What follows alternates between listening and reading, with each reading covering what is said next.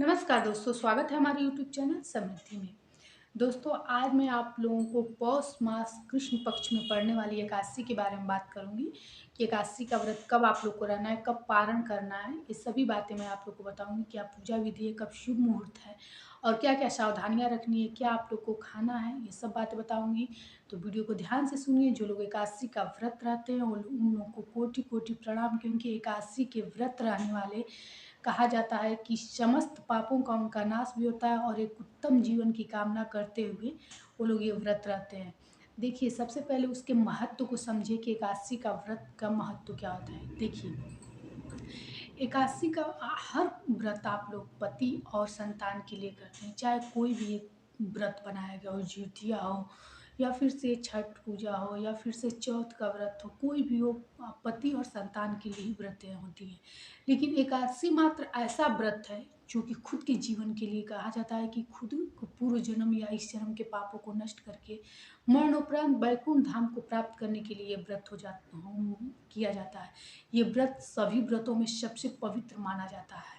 कहा जाता है कि आज के दिन विष्णु भगवान के मंत्रों का जाप करने से एक उत्तम जीवन की प्राप्ति होती है और सभी पापों का नाश होता है।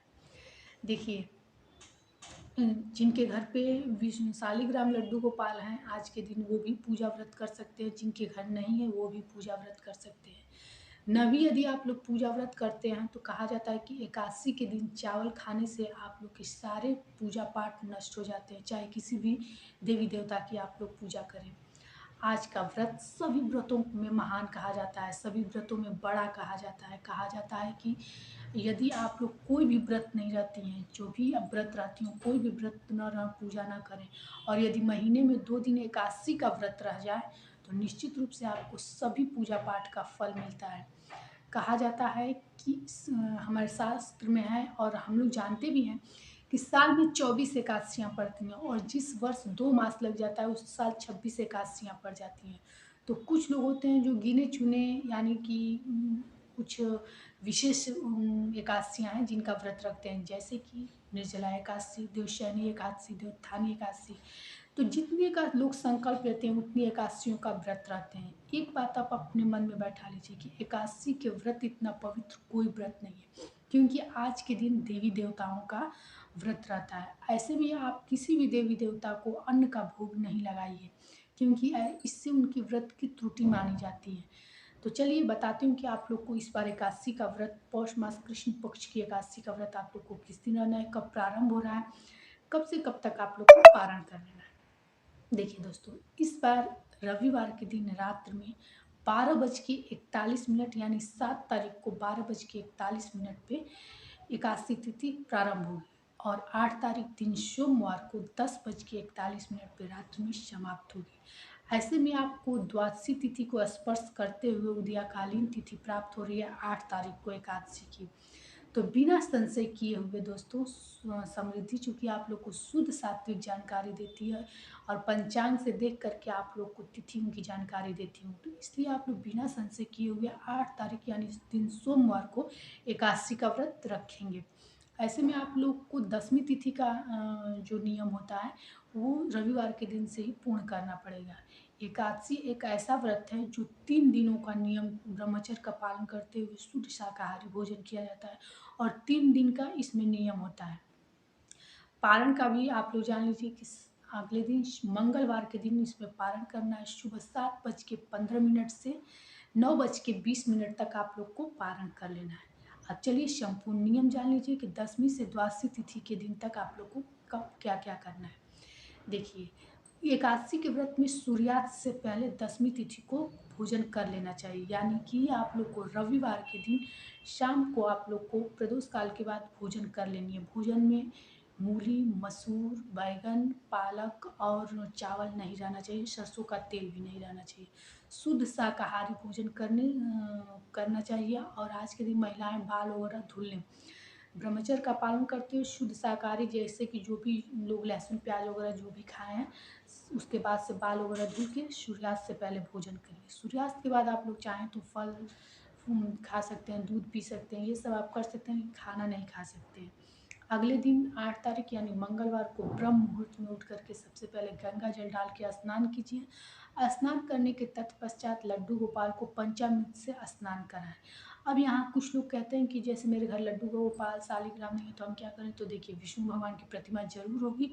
ये इस चीज़ से आप लोग पंचामृत उनको अर्पित कर सकते हैं, क्योंकि विष्णु भगवान की पूजा में सबसे प्रिय पंचामृत रही है। और एक दिन पहले, एकादशी के दिन तुलसी दल नहीं तोड़ा जाता है, तो एक दिन पहले आप लोग तुलसी दल तोड़ लीजिए, क्योंकि विष्णु भगवान के यदि भोग में तुलसी दल नहीं रहता है तो उनका पूजा भी नहीं पूर्ण होता है, भोग भी नहीं पूर्ण होता है। तो पंचामृत से स्नान कराते हुए आप लोग पीले फूल, पीले चंदन से उनको सजा दीजिए, पीले फूल की माला चढ़ा दीजिए, पीला आसन दे दीजिए, पीला वस्त्र हो तो आप लोग चढ़ा दीजिए।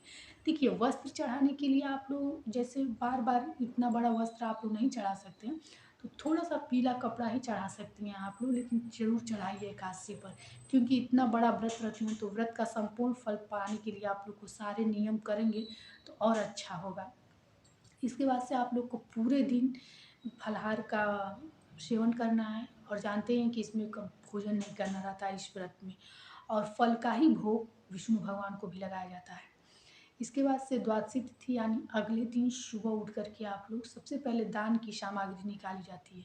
तो देखिए महीने में व्रत रहने वाला ये दिन है, तो हम ये तो नहीं कह सकते हैं कि हर एकादशी को कोई भोजन ब्राह्मण को करा पाएगा, लेकिन हाँ इतना ज़रूर है कि भोजन की सामग्री, कच्ची सामग्री जैसे कच्चा चावल, आटा, आलू वगैरह करके आप लोग एक ब्राह्मण की भोजन भर निकाल दिया कीजिए, और उसके बाद से खुद पारण कीजिए। खुद पारण में भी मूली, मसूर, उड़द की दाल, सरसों का तेल, चावल नहीं रहना चाहिए। द्वादशी तिथि के भी नियम होते हैं एकादशी व्रत में। कहा जाता है आज के दिन सिर्फ 2 बार व्रत करना, 2 बार भोजन करना चाहिए, चाहे आप सुबह दोपहर करें, सुबह रात करें, जब भी करें। दूसरे बार आप लोग चावल खा सकते हैं, लेकिन पहली बार जब पारण करेंगे आप लोग तो उसमें चावल नहीं खाना रहता है। और कभी भी किसी व्रत का पारण जब आप लोग करें दोस्तों, तो सबसे पहले अग्रासन गौ को निकाल लें। अब कुछ लोग कहते हैं कि मेरे पास गाय नहीं है तो क्या करें, तो देखिए छत वगैरह पे रख दीजिए, चिड़िया भी खा लेगी तो कोई बात नहीं, लेकिन गौ अग्रासन जरूर उनके नाम पर निकाला कीजिए। इसके बाद से आप लोग पारण कर लीजिए, और यदि चाहें आप लोग तो मकर संक्रांति के बाद जो एकादशी पड़ेगी तो आप लोग ऊलिन चीज़ें भी, या इस बार उस बार आप लोग तिल और गुड़ से बनी चीज़ों का दान करेंगे, लेकिन इस बार आप लोग चाहें तो कुछ ऊलिन चीज़ों का भी दान ब्राह्मण को कर सकते हैं, क्योंकि ठंडी में किसी भी तिथि त्यौहार पे ऊलिन चीज़ों का दान करना सबसे उत्तम माना जाता है। तो दोस्तों समृद्धि की वीडियो आप लोग को कैसी लगती है ये ज़रूर बताइएगा आप लोग कमेंट बॉक्स में लिख करके, और हमारे प्रेरणा को बढ़ाने के लिए आप लोग एक लाइक भी कीजिए, और समृद्धि की ऐसी जानकारी आप लोग को मिलती रहे तो नोटिफिकेशन के लिए आप लोग चैनल को सब्सक्राइब भी कीजिए। फिर मिलेंगे एक ऐसी नई वीडियो के साथ। जय श्री राम।